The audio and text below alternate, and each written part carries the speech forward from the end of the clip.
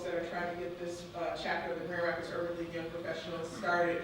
We are professionals here in Grand Rapids, but most of us also have an entrepreneurial spirit. It works out great that this summit is taking place today because this is actually a day of empowerment weekend for Urban League Young Professionals on a national basis. So Urban League has several initiatives for their young professionals, one being economic empowerment.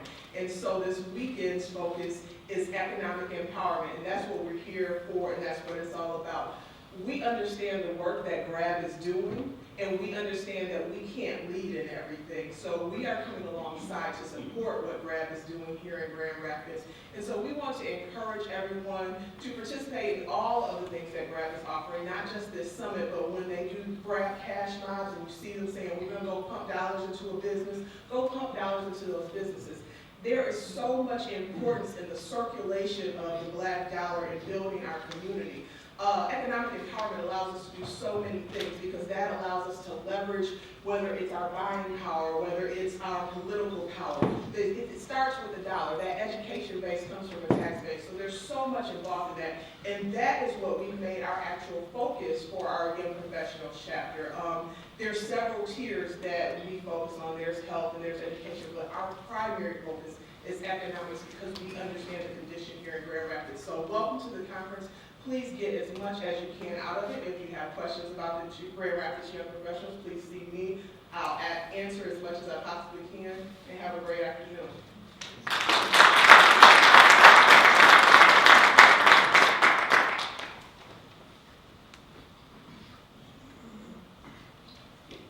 All right. So for those of you who do not know, I know I didn't introduce myself when I first got on the mic. I'm playing MC. Playing, put the cheers away, whatever it takes to get our event up and going. But I'm Joe Robinson. I'm the founder and CEO of Grand Rapids Area Black Businesses.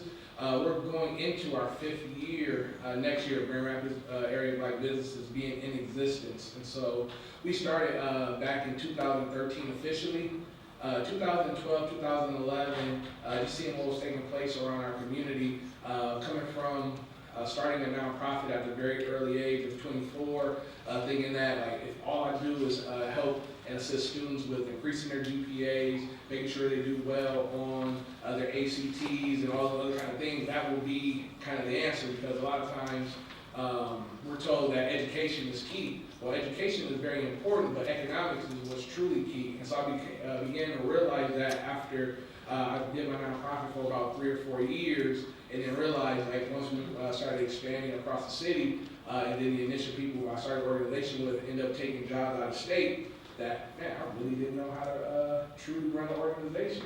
And so I did a failure lab a couple years ago. I see Paul in the back. We did a failure lab a couple years ago. And so that's one of the failures of being really young. So I started my nonprofit when I was 23 years old. And so not knowing how to structure an organization. And so what I ended up doing is learning how to do that, but then also I took a job where it was a really great on-the-job experience. I ran my own budget, and so I began to understand how to actually structure an organization. I always knew I wanted to run a business and be an entrepreneur.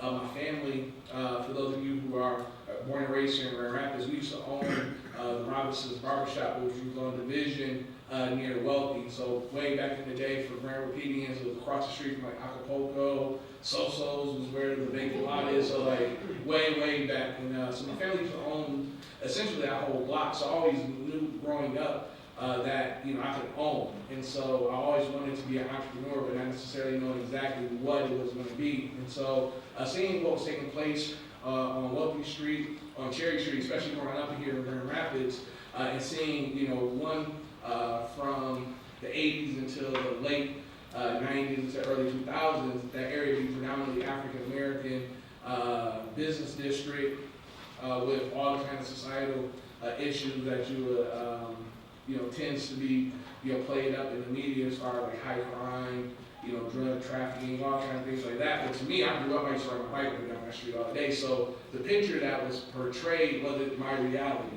even though those things were occurring. And so seeing how Wealthy Street, which appeared to flip like night and day, I always tell the story was because I got busy raising my family, working and going to school, I didn't necessarily come back and drive up and down the Wealthy Street, because at that point, there wasn't really nothing on the Wealthy Street.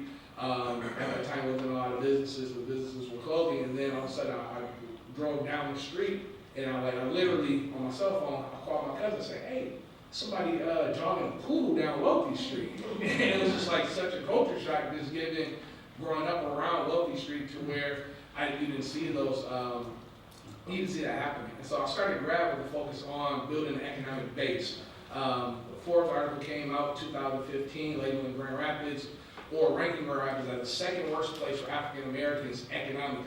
And they base those numbers, so a lot of times we say, oh, the second worst place economically, but they base those numbers off of self-employment, so how many people are self-employed, median income, and also home ownership rates. So they use those three statistics, and that's how they came up with the numbers. So a lot of times we will say it's the second worst place, but you just want to unpack that just a little bit. And so I started grabbing in 2013, and it's been a constant evolution.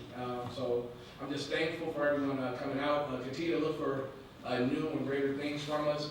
We definitely, so at the launch, what we did back in 2013 at Richard App Gallery, one of the things that I said is, in my opening kind of introduction of what Grab is and what it's going to be, is that the Black community in Grand Rapids won't be a better place because of Grab solely.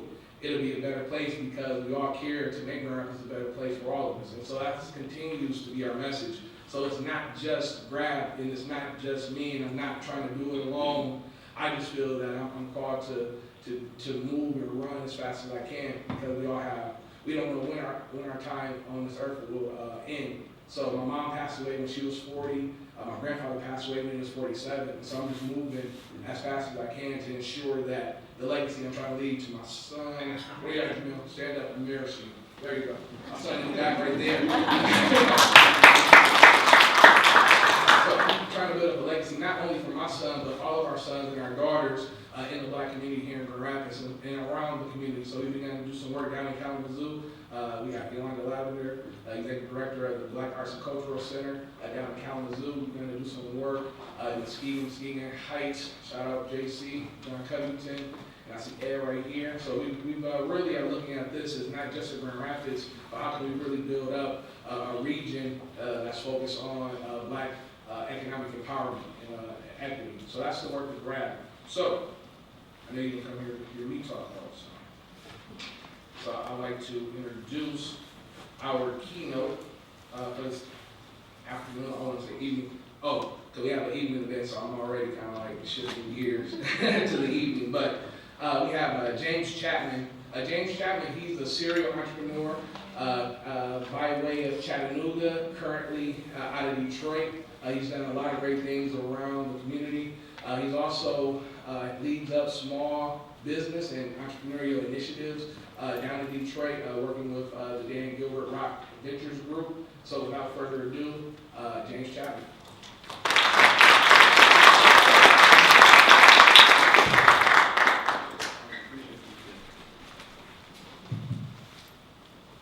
Hello, hello, hello. Can everybody hear me? Yes. Cool. Good afternoon, Grand Rapids. So, as Jamil said, I'm James Chapman. I'm from Chattanooga, Tennessee. Chattanooga is about the same size as Grand Rapids, actually. About 200,000 people or so. Born and raised there. My family is from a place called Maurice Paz Homes, housing projects down in Chattanooga. Growing up was very interesting for me because I got to see two different sides of Chattanooga. We were born into poverty and we're living in the housing projects. My dad left when I was 8 years old. He's got like 9 kids or so. Some of them I've never even met. Every now and again, actually, someone will message me on Facebook and be like, "Are you James Chapman's son?" So that's weird. But but back it up again. Growing up and I'm seeing like all of these crazy things that you see as you grow up in poverty that you probably shouldn't see as a kid, right? You see a lot of theft going on, you see shootings, you hear violence, and oftentimes what happens is along the way, you either be a part of it or you decide to get as far away from it as you possibly can. And so luckily, my mom was kind of that champion who made sure that I stayed as far away from it as I possibly could. She got me and my sister into a really good school. And so, it's interesting because in the summer times I would still go to the projects and live with my aunt because my mom was working 2 jobs. But when school year started back, I go to this school, this liberal arts school, and it's a lot of white kids there. And so I'm getting to see, both sides basically of Chattanooga. And a lot of the kids that were there, they didn't have the things, they had more than what I had growing up. And so I'm very thankful for that because it taught me how to navigate through different environments, and it taught me how to communicate with people from different backgrounds and things of that nature. So continuing to grow up, I ended up getting a basketball scholarship, played ball down in Bluefield, Virginia, little Division II school. We had a lot of successes, and I just remember not wanting to call my mom and my dad, who I now call my dad, who's actually my stepfather. I didn't want to call them and ask them for money because I knew they didn't have it. And I'm going through school and I'm playing basketball, and I don't know what to do because other kids who get to work a part-time job and go to class and that kind of stuff, they got money to go to the movies, so their parents are sending them money every weekend to hang out and kick it and that kind of stuff. So I started selling shoes. And the way I started doing this was, I don't know if you guys got like shoe guys here in Grand Rapids, but you order the shoes from China, you stay up late at night, you type up your order. I had a little book that I would take around campus because it wasn't a major Foot Locker or Foot Action or anything like that at school. And so that's how I basically paid my way to go through college, to have fun and just be able to have some pocket money, is by selling shoes. And as I think back about my life, I was basically raised by hustlers. My dad, even with the shorter period of time that he was in my life, he sold drugs, he sold weed, right, which is a form of entrepreneurship as well. And my mom was like running numbers. I don't know if you guys know what that means, but I'll explain that. And so my uncles were doing all this crazy stuff, and so I've been around hustlers my whole life. I remember when I was young, I used to sell my toys after I got done playing with them.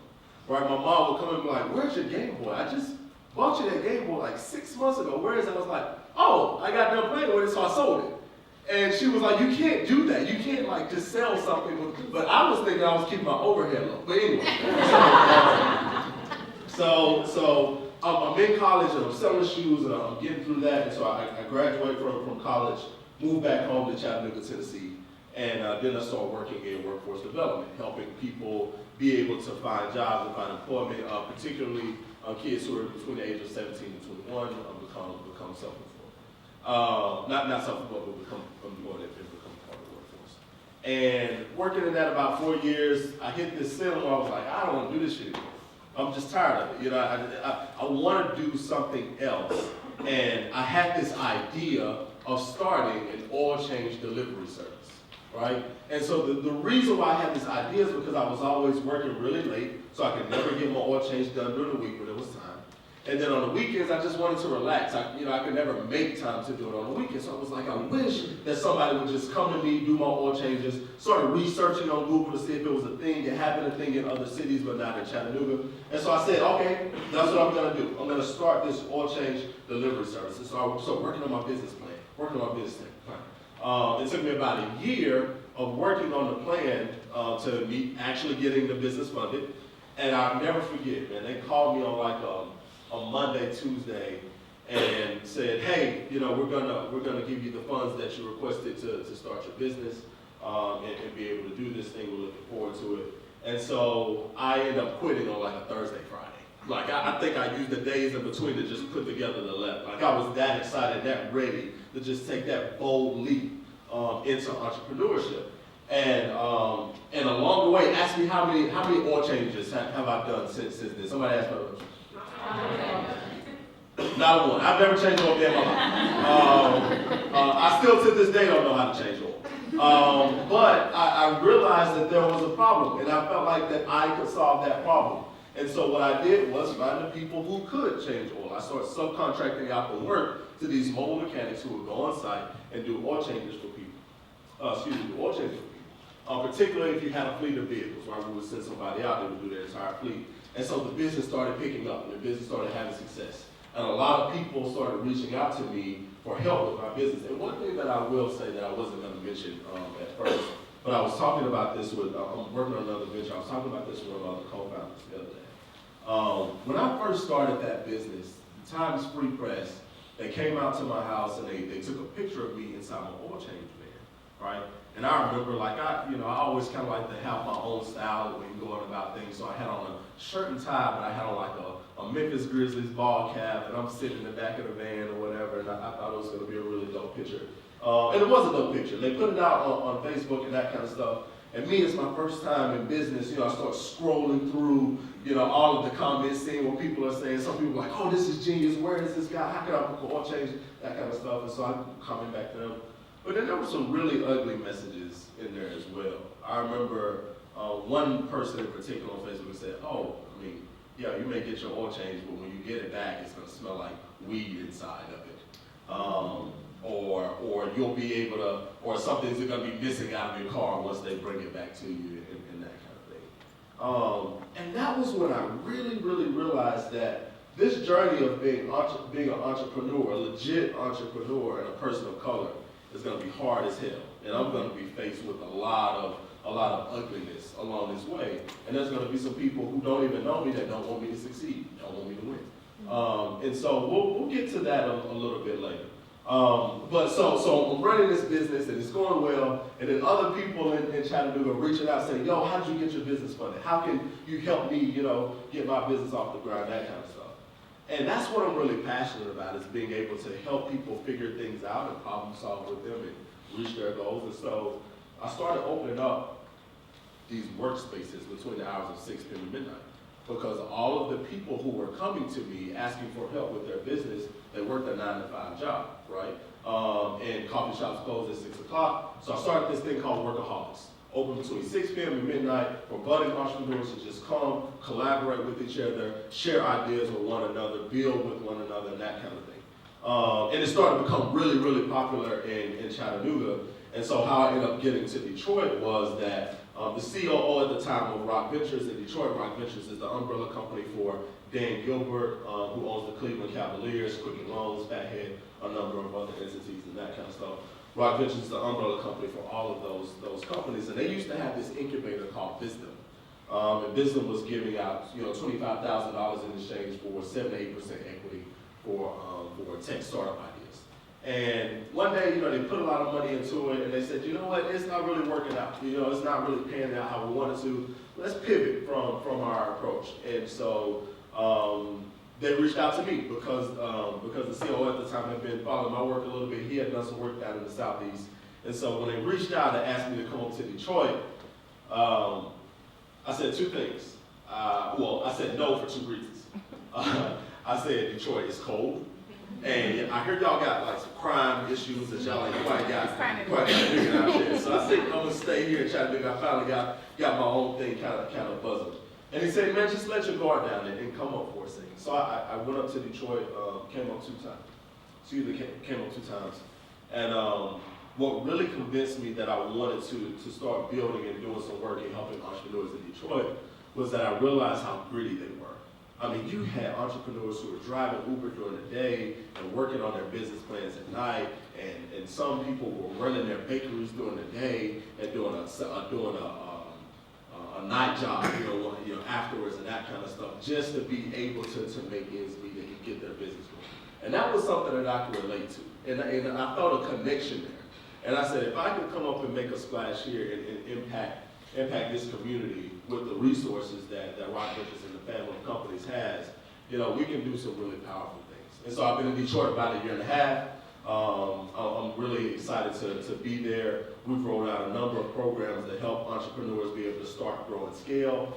We've been able to pull off a demo day, which some of my friends in the back attended this past May, where we pushed out $2.5 million in partnership with WeWork for entrepreneurs who are Detroit-based and willing to relocate. And usually when you go to a demo day, it's really tech-based, right? Because tech kind of started demo days, where ours was industry agnostic. So you may have a guy, going through his PowerPoint talking about his new app, and share the same stage with a barber who's got a growth plan and hopes for scale. She also shared the same stage of pitching with somebody who's running a bakery or a cafe over in the Living North area in the hood in Detroit. And so that was really beautiful for people to be able to walk away with anywhere between $50,000 and $200,000 for their business. And so I think for the rest of my life, I'll be an entrepreneur that's also helping other entrepreneurs. And so when Jamel reached out and said, we're doing this thing called Shift, and we want to shift the culture, we want to change the culture, I immediately started thinking, all right, I want to tell my story, and we'll have some time here in a second for Q&A for you guys to ask me whatever it is that you want to ask. But what are a few things that I feel like people need to know in order to shift their approach with entrepreneurship, especially people of color? First, my memory is terrible, not because, never mind, I'm not going to tell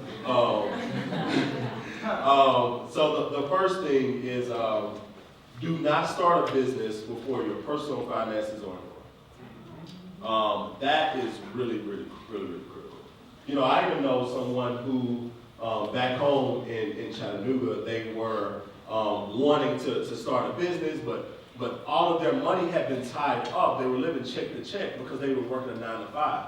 Because their mom had always told them, just go to college, get a good job, and get a house, and get a car, and all that other kind of stuff, right? Well, now her money's tied up, and she doesn't have the ability to take enough risk to be able to start that business, right? So what she decided to do is put the business on hold. That idea is not going anywhere, and get a second job. She got a second job paying off all of her bills. She did this for an entire year. And now, 365 days later, she's able to take the risk that she can do. Because I'm telling you, if you try to go and get that business funded and your credit score is not in check, or all of your money is tied up, or you don't have any, for a number of different reasons, you are not going to be successful. And not only that, the revenue that you're going to see from your business, you're going to be like, oh my God, like I want to run this business, but I can't keep my lights on, so I'm going to start shifting money out of my business account into my personal checking account, right? And I've been there too. I had to do some of that when I first started my business. And so if I had to do it all over again, I would not start a business before my personal finances are in order. The second thing, do not maintain relationships that are unsupportive of your dreams. This is really important, and I think that a lot of times, people come into our lives, whether it be somebody we're in a relationship with, or our mom, or dad, or whatever, and they'll say stuff like, I don't know, is that business really gonna go, or why do you want to start that, and that kind of stuff. You've got to remove yourself as far as you possibly can from those people, because that is going to start sinking into your psyche, right? And then you'll start second guessing yourself. You have got to surround yourself with people who are supportive of what it is that you're trying to do. Because guess what? Entrepreneurship is a failure game, and it's very risky, right? And you may fail, right? But that failure could lead to another success. So don't let anybody stop you from trying to take a risk. If anybody is not supportive of your dreams, you got to get rid of them. I had the honor and pleasure of hearing Jeff Bezos speak about 2 weekends ago out in LA. Jeff Bezos, for anybody who doesn't know, is the CEO of Amazon. He's now the wealthiest man in the world. And somebody asked me, he said, the question I get asked all the time is about work-life balance.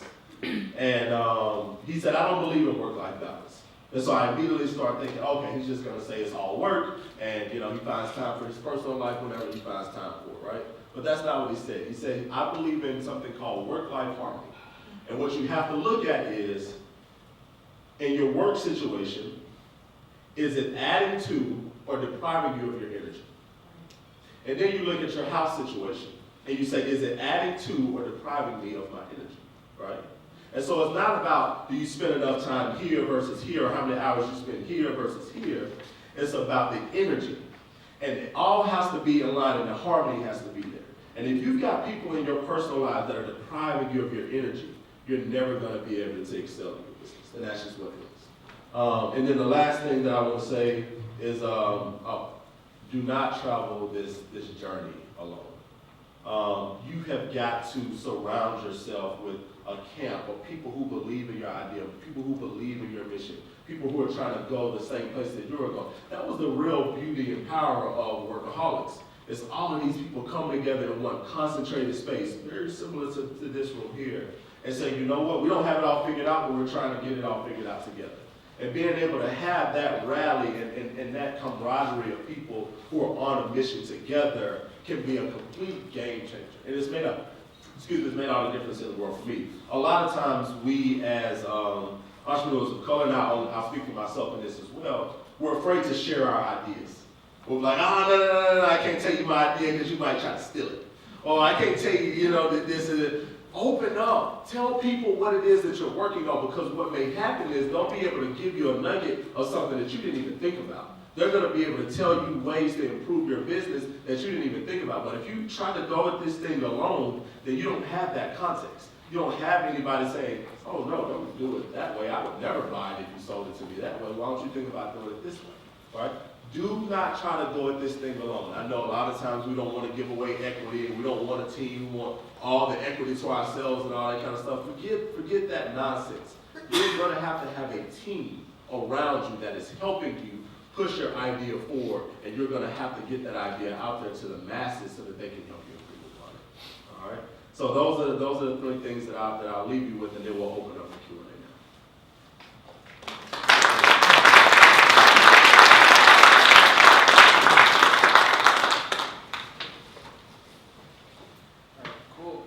A second mic, so don't be shy. Ask away. Any questions you have for James? All right, so here. Hello, so I'm a full-time entrepreneur. What's your name? Tara. Tara, what's up? I want to ask you this. I know the answer, but I want other people to kind of hear this. You might as well just tell them. But go ahead, however you want to do it. I want you to share from your point of view and your history. How long did it take for you to feel successful? Or were there ever times in the beginning where you felt like, oh, this isn't going to work? Yeah. And it wasn't that it wasn't going to work, it's just that it took a little time to get there. Great question. So to me, success is a moving target, and I'm always striving towards it. But I did have a point that I wanted to quit and give up. And it was right around the time that I started seeing late notices, and my lights might be getting cut off, and my rent was late, and all of that kind of stuff, because I quit a full-time job. I didn't have my finances exactly where they needed to be when I quit that job, and then now I'm just hustling, trying to make this business go. And so I spent a lot of long hours, and then luckily I have some people who are really supportive of me that kind of helped me get to that point where I turned the corner, and then the revenue that started coming in from the business, it started taking on some contractual work as well that supported the business. I was able to turn the corner and make that shift. But the biggest thing is cash is king. When you run out of cash, you're dead, right? The business is dead. And so that's why your finances are so important.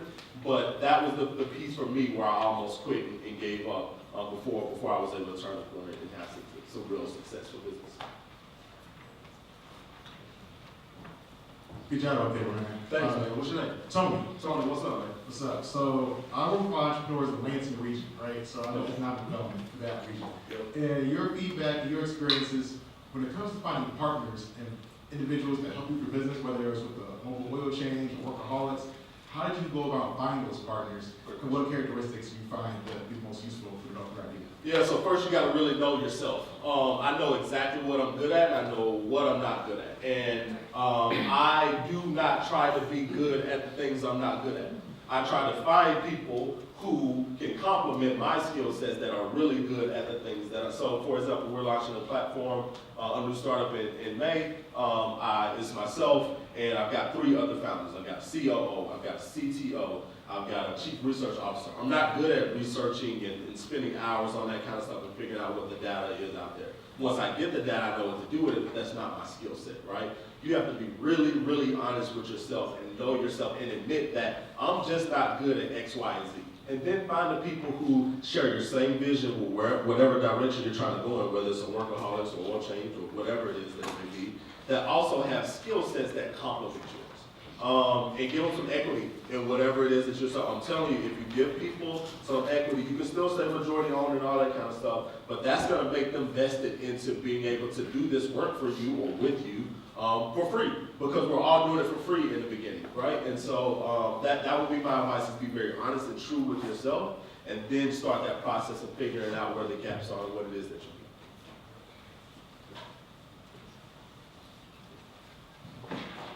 Hey, how you doing, man? What's up, man? Chris. Chris, nice to meet you, brother.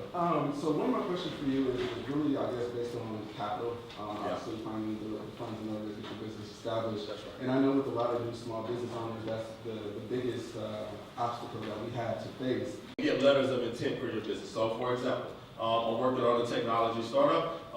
We didn't have the capital that we needed at first to be able to take this thing and really go with it to get a product to market. So what we did was, anybody heard of Typeform? Heard of Typeform? Look up Typeform when you get a chance if you're trying to start up a technology business. Typeform will allow you to put together a series of questions and walk people through basically what your database and your platform may look like. And at the end, we had questions that said, would you use this? How would you use this? Very open-ended questions, right? We sent it out to over 100 people. We got over 100 responses. And then we ended up actually shifting our approach for that business. Now we're taking that to investors and saying, all right, here's how people will use it. And we can prove that this is how many people will use it, so this is a safer investment. The other thing that you can do is get letters of intent, right? So you go out to a particular business, and this doesn't matter if you're tech or brick and mortar, and you say, hey, if I were to start X, Y, and Z, would you use it? And can I get you to sign a letter of intent to say that you would be one of my beta customers, right?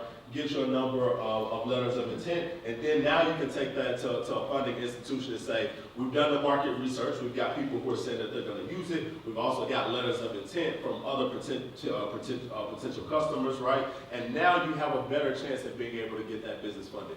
Banks do not fund startups.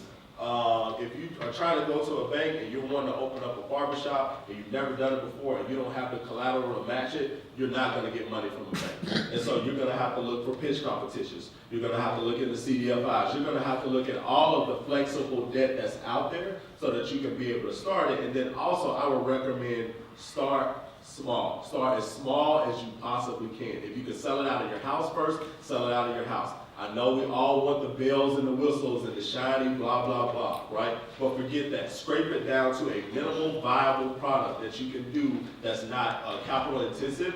Then you start getting some revenue from that, and now you have a better chance of getting your business funded. My name is Tiffany D. Myers, and I'm here representing Glenn, and we're an organization here in Grand Rapids for young professionals of color. Right on. So my first question is a pretty shallow question. I want to know when you're going to do your first oil change. Never. I'm never going to change. So to follow up with that is, how important is it for an entrepreneur to know their business before they started? Since you didn't really do an oil change, but you had an ideal and a niche and a demand that you thought of, like how much research do they need to do? And I know you provided a lot of information with that previous question, but maybe some basics on that. Yeah, for sure. So I struggled a little bit because I didn't know the oil change process. I was a fairly savvy business guy and always a hustler to try to figure it out. I used to Google and YouTube oil change tutorials and all of that kind of stuff and just watch and watch and watch. And then I would actually go out and ask a lot of mechanics just a series of questions about the oil change process. So if I want to do a mobile oil change, what all do I need? Do I need pans? Do I need a tent? What if it rains? Like just trying to really figure out the business from top to bottom and then go out and be able to do it. So you can do it if you want to start a business that is not in your particular background and industry, yes, it's possible. Would I recommend it? Not really. Because I think you have a better chance at being successful at something that you've done before because you're going to be that expert. And especially if you're trying to start a technology company, one of the questions that your investor is going to ask you, I guarantee you, is going to be why you, right? And if an investor were to ask me, all right, you want me to invest in this oil change company, why are you the best person to run this mobile oil change company? I wouldn't have had a legitimate answer for them, right? But that has shifted, and I've learned that along the way. But that's not to say that it's not possible, because that's where team comes into play as well. If you surround yourself with a team that does know the industry better than you do, then that's okay, you can leave. All right, we'll take 2 more questions. Hey, my name's Tony Califfi. I'm from the east side of Detroit, born and raised. I love it here in Grand Rapids, so I feel like I have the best of both worlds. When I get sick of home, I go home. When I get sick of home, I come back home. So That's right. So when I first moved to Detroit, I was living on the west side, on Davidson and Livernois, in the Russell Woods neighborhood. Yeah, west side of the What advice do you offer for Because Grand Rapids has a different economy. It's a much smaller community than African Americans. Sure. What advice would you offer the African Americans here not to copycat businesses? For instance, once one business starts, it's like everybody else wants to kind of do the same business. And I mean, like even in New York, we know there are Jews that own Chinese restaurants, right? You know, what is wrong with blacks wanting to open up an Italian restaurant versus, 1,200 soul food restaurants in a city with only 15,000 black people? Right. So that's a part of the cultural shift too, man. I have really become obsessed with wealth creation. And it's funny, I feel like we as people of color, whenever we say that we want to create wealth, we're almost looked at in a certain type of way. You know what I mean? It's almost like, well, should you be starting like a nonprofit to help, your people type of shit? You know what I'm saying? Like, nah, I want to create wealth and then be able to help my people, do it that way. So I've become obsessed with building wealth and then starting a movement for other people to be able to build recognizable wealth. And recognizable wealth means that, like, we are in the Forbes magazine for building wealth. We are like, it has to be recognizable to start a movement and a shift.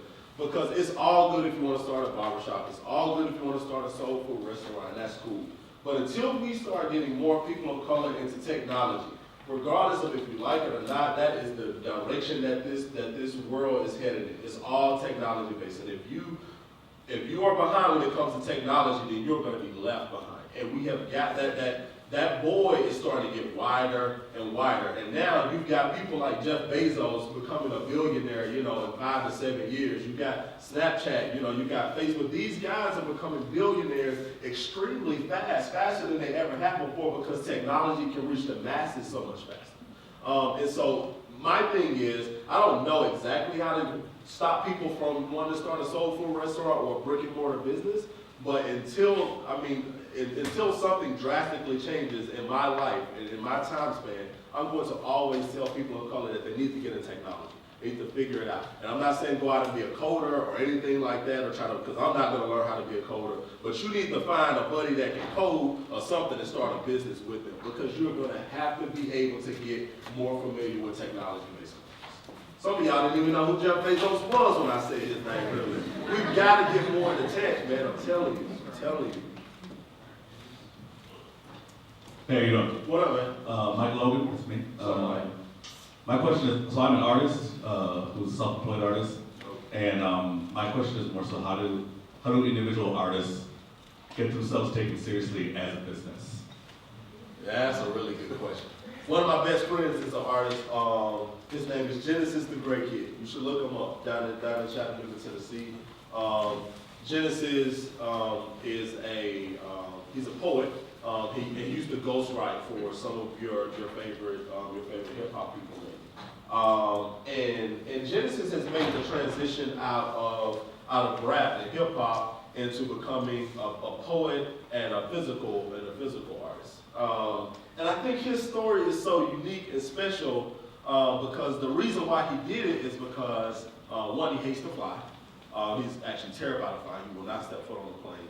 And then two, he didn't want to shift who he was as a person for record companies and all of that kind of stuff. So to answer your question about how do you get people to take you more serious, you have got to start going about yourself as not just an artist, but as a business person, right? And people will start to see you as a business person first, whose vertical just so happens to be art. He'll take his poems and put them into physical art pieces and then sell them. He's gone through business planning classes like co-starters. I think co-starters is here in Rapids, right? He's gone through like programs like co-starters, and so while you may see Genesis at all of the very artsy things that are happening, every time there's a real businessy thing, like a pitch competition or something like that, he's always there. And so people now see him as this business mind that just so happens to be in the arts.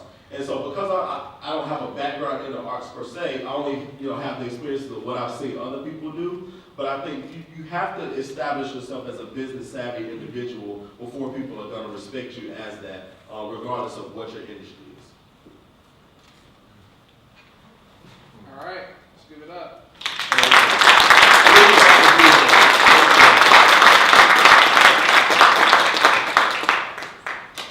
Yeah, for sure. All right, so we're getting ready to transition into our sessions. So if you look at your program, we have 4 different breakout sessions. The classrooms are going to be all down to this, to my right, your left, and all of them have a sign on them. So whether you are looking to go into the building blocks where James will be and Daryl Ross will be, if you look at those of the womenpreneur, that's, sorry ladies, but it's all the way down the hall. I didn't mean it that way. I just didn't have heels on, so be considerate. And so we have our panels that are going to be there. So right now it's in transition time, so it should be snacks and cookies or trail mix or juice or something like that. So you can definitely find all of the classrooms down to my right, your left, and we're going to start, let's say, in 7 minutes. So let's try to get out there 7 minutes during this transition. So stretch.